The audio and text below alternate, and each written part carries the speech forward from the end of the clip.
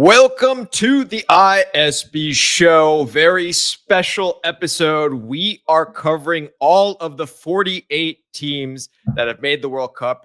And guess who gets to go first? The Ecuador National Team. We will start off. They will be our first edition. Of course, our good friend Rahi here is in Ecuador. Rahi. So I am. I'm in the beautiful city of Quito. It's difficult to breathe, my friends. I'm having some trouble with the altitude, so I'm not going to speak for too long because I get out of breath after like 30 seconds, man. It's a beautiful country, beautiful place. They're very excited, I would say, about this team, about how far they can go. Their big concerns, which we'll talk about in a second, are who's going to score the goals. Yeah. Mm-hmm.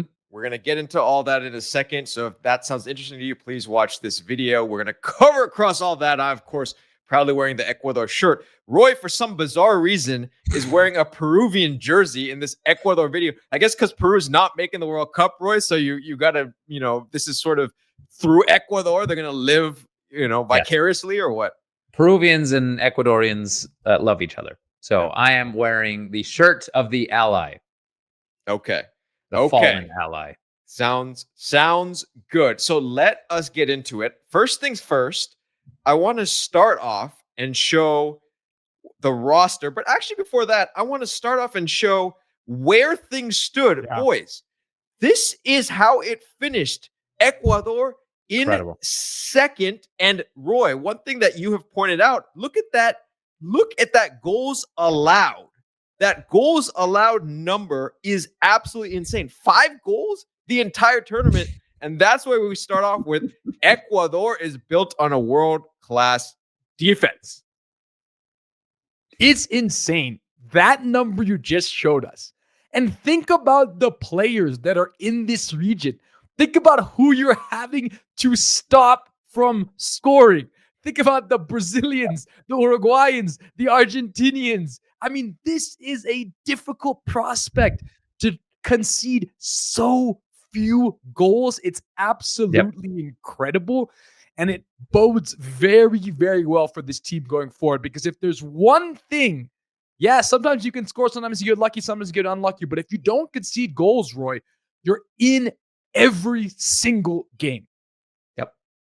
No, this is, if you look at the game on a global scale, you can't really name many teams who go, every 3 to 4 games they get scored on? That is obscene. Yeah. That is absolutely freaking ridiculous. And in qualifiers, and they're playing teams against Argentina, Brazil, Colombia, Uruguay. This isn't a weak region. They're playing away in Bolivia. To get 5 goals against in 18 games? Are you freaking kidding me? It's absurd, but it's a testament to what has made this team special. I'm sure when we talk about the players, we're going to talk about a lot of the attacking players. But for me, this team is about those defensive superstars.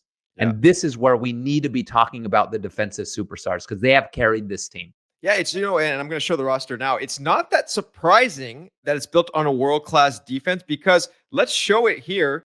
Here we go, the roster here. And you look at the names of these defenders, right? Yeah.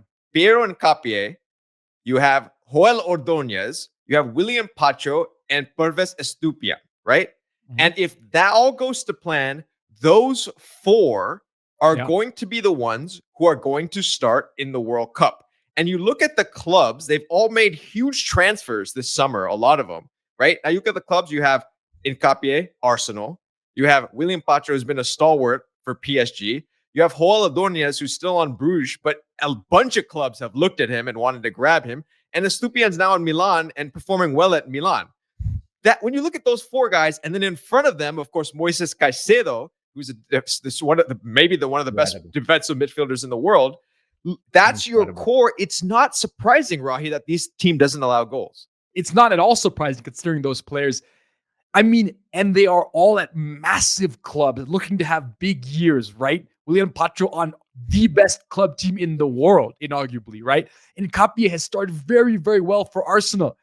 Estupiñán, a little bit of a struggle. We'll talk about some discipline issues for this team. And that, to me, is the biggest concern. You talked about, to me, the most important player on this team is the man right in front of the defense. That's Moises Caicedo.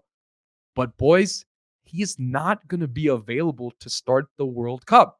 And why is that, Roycito? A red card, man. A red card in a meaningless game against Argentina when you've already qualified for the World Cup. Couple that with the fact that Mr. Estupiñán himself, in the biggest game that AC Milan has played so far this season against the former champions Napoli, his team is up 2-0. 2-0. And he gets sent off. Now, they did end up winning the game. But these are things that concern me at times about this team is you can't make these kind of errors in big games, Roycito. Yeah. I think it's one. This is a massive miss by FIFA more than agreed. The players. It's the stupidest rule I've ever heard. I don't have concerns about Ecuador and their disciplines because of this. They were playing a toughly contested game against Argentina, which yellow card is naturally going to happen, which they won, and that is historic and that is incredible.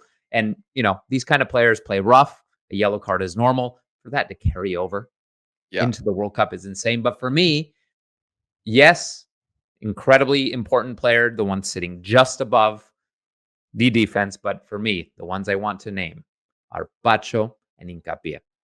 These, for me, are two of the best young defenders in the world right now. They're going to be a year older, a year wiser come the World Cup. They're going to be the fixtures, the foundation of this team. And for me, Ecuador, I wouldn't put Ecuador as a top 10 team in the world, but they do have a top 10 defense in the world. I would even put them in the top 3. They're phenomenal defensively. It's something to be studied, how well they've defended over these past year and a half. It's so incredibly impressive. I put some of that on the coach as well. But yeah, it's something that must be analyzed on a deeper level because this is something that we don't see much in history. But Italy of the 90s, perhaps early 2000s, but this is the Italy of the early 2000s. Yeah, Italy with your Argentine coach, of course. Roy had to throw that out there with Mr. Sebastian. All right, so I want to look at okay, we talked about the defense now. And then here's what it looked like the last match against Argentina. Now, there were, of course, players missing and whatever, but let's move forward to the midfield and up front. Because here, guys, is where there has been some concerns. You look at some of the names on there. Obviously, you have Moises Caicedo, but there's been some players. We'll talk about those now, specifically Kendry Páez, and of course, the guy who had a stint in the MLS, Vite, Roycito, who I'm sure you know pretty well. Long stint. And here is where have these players really come into their own yet? And that's the question for Ecuador, because of course, as you move forward, there's the name Enner Valencia, which everyone knows, and he's been such a huge stalwart. But Enner Valencia, guys, is not a young man anymore. These guys are. So what's your take on that moving forward? Yeah, and you didn't mention Kevin Rodriguez as well, who's the man who came in for Enner Valencia in that game you just showed. He plays for the team that's currently first in Belgium, and he is playing and he's starting to maybe come into his own. It's interesting because none of these guys are particularly young players, right? They're sort of in the middle of their careers, and you just want someone to catch fire. That's all you need. Well, Kendry Páez is a young player. He's, he's the one. Yeah. So, but everyone else, I kind of get that. Yeah, sure. Yeah. And I would say this, that all you need is one of them to really have a big year heading into the World Cup, right? Who scores the most goals heading into the tournament then becomes a straight swap for Enner Valencia, because you do need depth at that position, Roy. Yeah. It's interesting you brought up Pedro Vite. He played in MLS for a couple of seasons. Made a move to Pumas. I was actually at the game over this weekend, Club America against Pumas. I was in Mexico City, and I had my eye on Pedro Vite. The second I realized he was on that squad, I'm like, I'm going to keep an eye on him. He didn't have a good game. He didn't have a particularly good game. Pumas got destroyed. I wouldn't say he was at fault for any of the goals, but he was out of position a few times. He wasn't really generating attacks. But when these players put on the Ecuadorian jersey, they change. They're completely different players. you don't have that same strength and foundation as they have defensively in the attack. In the attack, it's a little different. You're relying on a super old Enner Valencia, and he's doing phenomenally well. But that's You have the a thing. couple of young guys doing quite well. But look at the roster. If you just look at midfield and forwards, this isn't a world-class roster. Look at the forward line. You got Leonardo Campana, who plays for New England. He has 0 goals this season. You have like tremendous, like Kevin Rodriguez is doing well, but he's not exactly playing for a big club. You got Enner in Pachuca. You got Angulo in Anderlecht. It's not a world-class attack, but when they put on the shirt, they start to perform at a much higher level. It's intense pride for that jersey, and this is what you want. For me, it's more important to have that intense pride and determination and passion than it is to have a player playing in Arsenal and you're attacking. I want to go back though. For me, and this is my specific opinion, I think, the one you mentioned, teenage phenom, the one phenom that they do have is Kendry Páez, and he's, an 18-year-old. But we've been waiting for this guy. People say this is a world-class player. He's not at that level yet. So I'm saying between now and the World Cup, if he gets there, that could be the spark that Ecuador needs. Because like you guys have been saying, up front, it's a little bit missing, guys, right? And I think some fans in the comments have said that as well. Yeah, I mean, everyone I've spoken to here in Quito, we were talking about how exciting this team is, how they could go far in the World Cup, but the questions are all the same. Strong in the back, but up front, there's real question marks. The thing, though, is when Enner Valencia is playing as well as he's playing, and yes, he's old, but he has done so much for this team. And this is his swan song, his last World Cup. I don't know if you should be that concerned because you have such a talisman and he's going to show up in big games. One of those players who, when he puts on that jersey, is just going to show up. So I don't know if I'm that concerned. Okay, let's wait a second. You lose Valencia, you lose a lot. That's when a team is so reliant on one player. For me, that's worthy of some concern because how old is Enner Valencia? Is he 36? I think we just showed it. How old is Enner Valencia? Is 35 years old. 35. So he'll be 36 from the World Cup. The World Cup, that's to rely between 35 and 36. I could tell you from firsthand experience, there is a significant decay. And and I feel it in my bones and in my loins. So I would say to rely on a 36-year-old to show up and play, every few days in a World Cup. Oh man, that for me is a little concerning. They really need Páez to rise, but he's 18, dude. He's 18. It's such a gamble to rely on an 18-year-old. You never know who they're going to end up being. How many times have we seen phenomenal 15 to 18-year-olds who end up doing nothing in their careers? So we shall see. All right, now here comes the question. Go ahead. What do you want to say? Rodolfo Plata is a very important player for this team, I think, because you have Caicedo who shuts things down. He's not going to be there for the first game. That midfield connector, very crucial player, and he's a sneaky good player. Plays for a very good club side in Brazil. He's a very important player for this team. Yes. Yeah, so that's one name that we should have mentioned. Okay, let's finish off here, guys. Finish this video. Now I ask everyone, and you guys got to make a bold statement. How far will Ecuador go in this World Cup? We will start, Rahi, we'll start with you, since you are in Quito currently.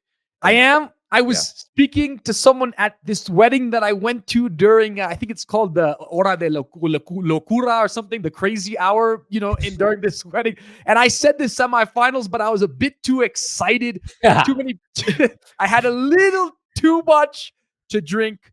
So I would probably have to temper that down and say quarterfinals. I believe this team is going to the quarterfinals of the World Cup. And I don't think there's a question about it. Because, Roycito, when you defend this way, you're going to find yourself winning a lot of games. And in penalties, I'll take Ecuador. Okay. Rocky, how many shots of aguardiente did you have? That is a question I will not answer. This is a family show. This is a family show, boys. That's wow. My family goodness. show. I think semifinals is aggressive. But for me, like I mentioned before, Ecuador right now has a top 5 in the world defense. A team's success is built on their defense. If you have a shaky defense, you're not going to do well at a World Cup. You need that powerful foundation. So because they have that, I think a huge success would be quarterfinals. that should be seen as a massive success for Ecuador. Okay. Be huge. Depending on the draw, depending on other things, I think round of 16 might happen. They bow out at that stage, but I believe quarterfinals. Okay. I think that's the right place, but maybe they could do a further run like Morocco did, make it to the semis, but an expanded World Cup, quarters. Yeah. I was gonna say round of 16, but I think you guys convinced me. The more I've kind of gone into this video, and I'm feeling some of that Quito air, Rahi, into this. There's not a lot of it. There's not a lot of it. So. Yeah. So, but I'm gonna go with quarterfinals as well. I just think that, Wow. like you guys both said, that the defense, it really makes a big difference in the World Cups. You could get a game that goes 0-0 against even like a top, 5 team in the world, and you could beat them in penalties, and that's kind of what happens sometimes in the World Cup. So, all right, everyone out there, all you fans of Ecuador and South American football, let us know how far you think Ecuador is going to go.